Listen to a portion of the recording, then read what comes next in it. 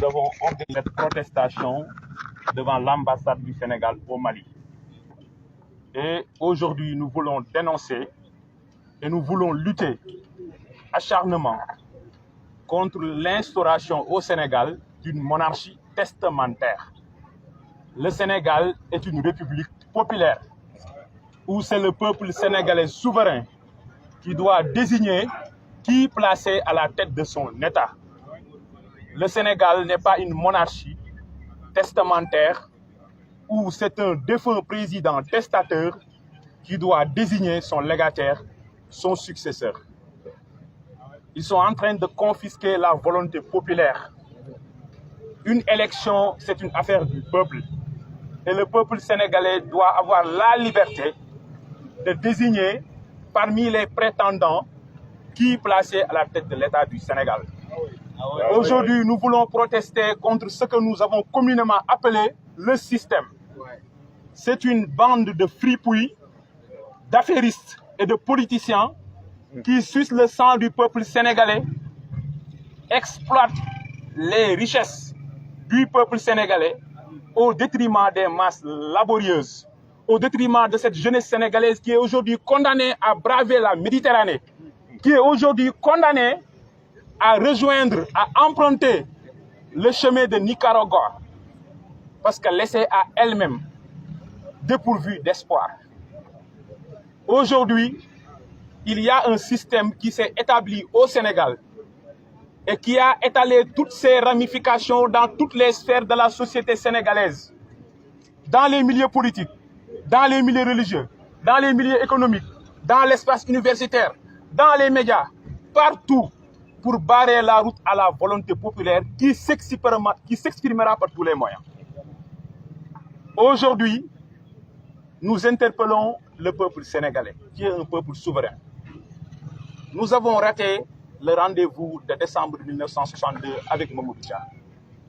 Nous avions raté le rendez-vous de 78 et de 83 avec Cheikh Anta. Ne ratons pas cette occasion historique de transformer notre pays au soir du 25 février 2024. Être présent au soir du 25 février 2024, c'est éviter que le suffrage populaire ne soit confisqué. Et protéger ce suffrage populaire, c'est se battre pour une élection inclusive avant tout. Et une élection inclusive, c'est la participation inconditionnelle du leader le plus populaire, de l'opposant acharné et radical, le président Ousmane.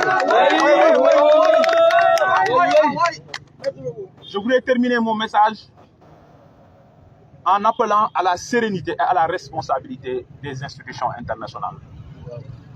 Le Sénégal a ratifié un certain nombre d'accords et de traités. Le Sénégal s'est engagé à travers des instruments internationaux. L'un des caractères principaux d'une règle de droit, d'un texte de loi, c'est son caractère coercitif et contraignant. Lorsque le régime du président Macky Sall est aujourd'hui en train de fouler aux pieds les règles les plus élémentaires, les plus basiques en matière de respect des droits humains, la communauté internationale doit s'exprimer. Donc je m'adresse d'abord à l'Union africaine. Vous avez la Charte africaine des droits de l'homme et des peuples de juin 1981. Et il est clairement mentionné dans le 8e paragraphe de cette charte que les peuples africains représentés par leurs États se sont engagés à lutter contre toutes les formes de discrimination, qu'elles soient raciales, qu'elles soient religieuses, qu'elles soient ethniques, mais qu'elles soient basées sur l'opinion politique. Aujourd'hui, tous ceux qui sont soupçonnés d'appartenir au passif ou bien d'être sympathisants de ce parti ou de vouloir lutter contre l'injustice en vigueur au Sénégal sont pourchassés, persécutés, brutalisés, emprisonnés, jugés, condamnés ou exilés. Et j'en suis un parfait exemple. Et ça, c'est une situation consternante et déplorable. À l'Organisation des Nations Unies, l'ONU, vous avez la Charte des Nations Unies de 1945. la Déclaration universelle des droits de l'homme et des peuples de décembre 1948, le pacte international relatif aux droits civils et politiques en mars 1976, entré en vigueur en mars 1976. Tous ces textes imposent aux États signataires de respecter les droits humains et les libertés collectives et individuelles. Aujourd'hui, l'une des libertés les plus élémentaires, la liberté d'expression, la liberté d'opinion, la liberté de manifestation. Aujourd'hui, les interdictions de manifestation sont systématiques au Sénégal. À quoi servent ces institutions internationales? Aujourd'hui, nous voulons interpeller la CEDEAO. Il y a le protocole additionnel de la CEDEAO relatif à la bonne gouvernance et à la démocratie, qui a été ratifié à Dakar en décembre 2001. Avant de vous empresser à une intervention militaire stupide et insipide au Niger, au lieu de sanctionner la République du Mali ou la République du Burkina, qui ont décidé de récupérer leur souveraineté définitive, tant sur le plan économique que politique. Avant de pointer du doigt ces régimes, vous devez vous adresser au président Macky Sall, qui a instauré un régime totalitaire et tyrannique au Sénégal. Aujourd'hui, votre responsabilité est interpellée. Votre silence est coupable. Le peuple sénégalais est esselé. Le peuple sénégalais s'est senti trahi par toutes ces organisations internationales incapables de le défendre. Vous devez contraindre l'État du Sénégal. Il y a des sanctions, il y a des mécanismes de pression, tant du point de vue diplomatique que politique, pour permettre que la démocratie et l'État de droit soient restaurés, soient préservés et respectés au Sénégal. Donc vos communiqués de façade, vos communiqués de principe, ou les décisions judiciaires rendues par vos cours n'ont pas empêché au président Macky Sall de tuer froidement 14 jeunes Sénégalais en mars 2021.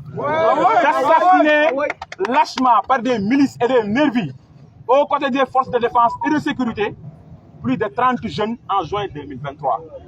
Et plus récemment à Khossanto, 2 Sénégalais qui manifestaient pour les ressources naturelles, pour un emploi non qualifié, ont été assassinés dans la région de Kédougou, une région riche, une région minière. Voilà la situation dramatique et alarmante que les Sénégalais vivent sous le silence coupable et assourdissant des institutions internationales, régionales et sous-régionales. Le peuple sénégalais est seul.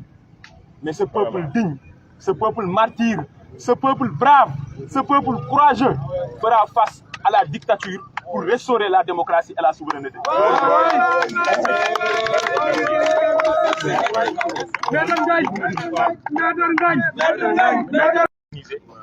te ki ko jiite di Mamadou Dia di coordinateur Pastef Mali di wax ne nag lii dafa ñaaw ci deru Sénégal.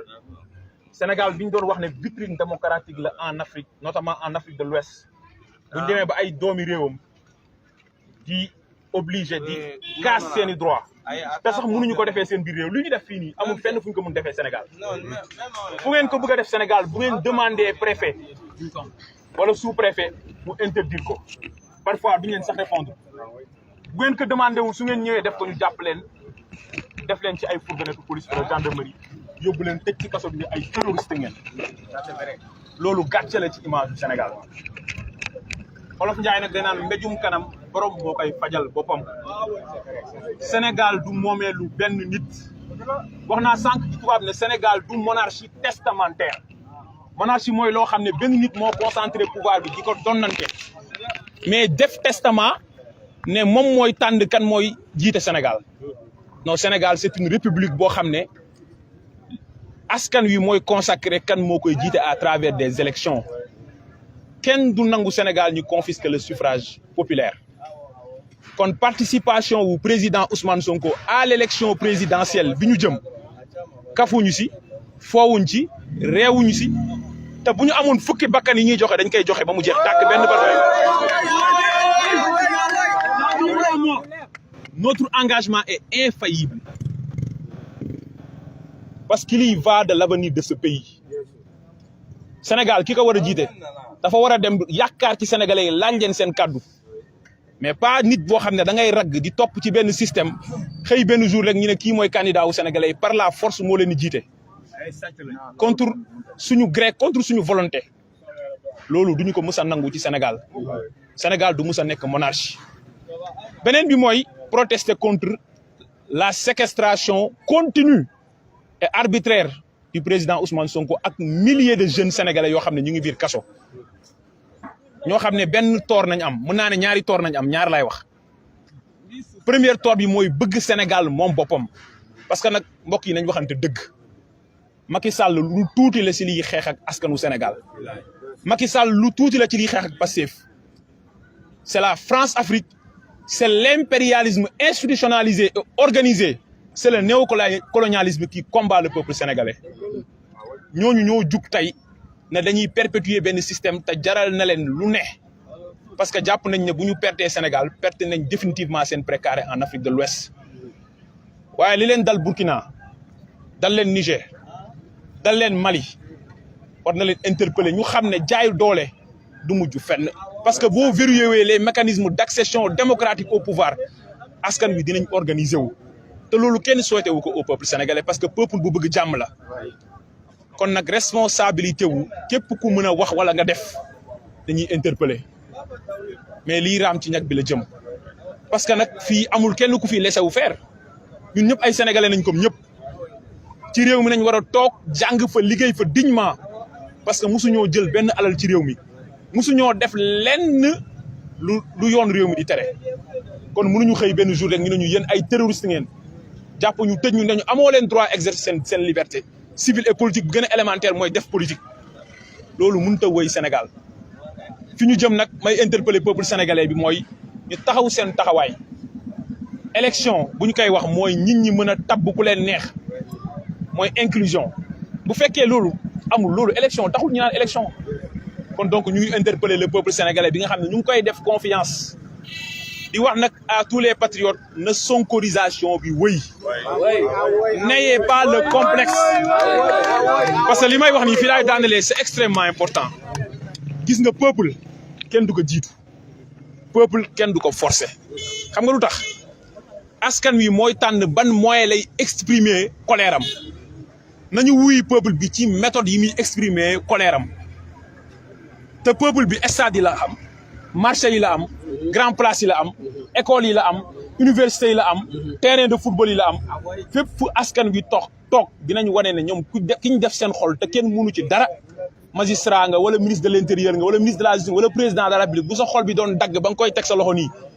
sénégalais yi Ousmane Sonko nañ def seen biir xol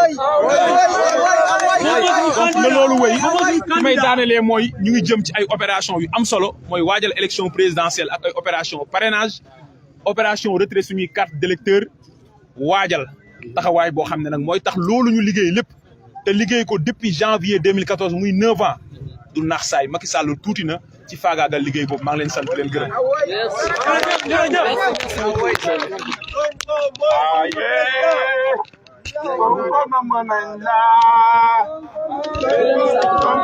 Sonko